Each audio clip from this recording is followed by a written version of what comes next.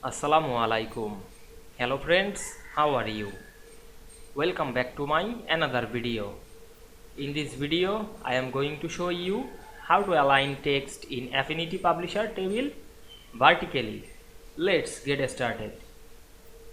At first, we have to open a publisher document. Now we want to align text table in vertically. Select Arrange. Then select this table tool and draw a table.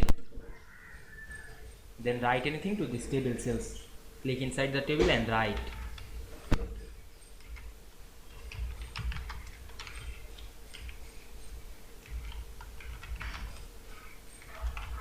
Now we want to align this text vertically. Firstly select the row, click and drag on our mouse.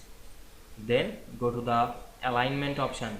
Select this drop down menu and we can see here align left, center, right, justify left or justify center, justify right or justify all. Now we want to align center. Select this align center option and we can see we align center to this text vertically very easily. Otherwise you can align another style. Select this drop down menu, we can align the towards spine, otherwise align away from spine. Now I select align center, then click outside of the table. Now we can see we align this publisher table vertically very easily. I hope you enjoyed the video. Please like, comment, share and subscribe my channel. Thanks for watching.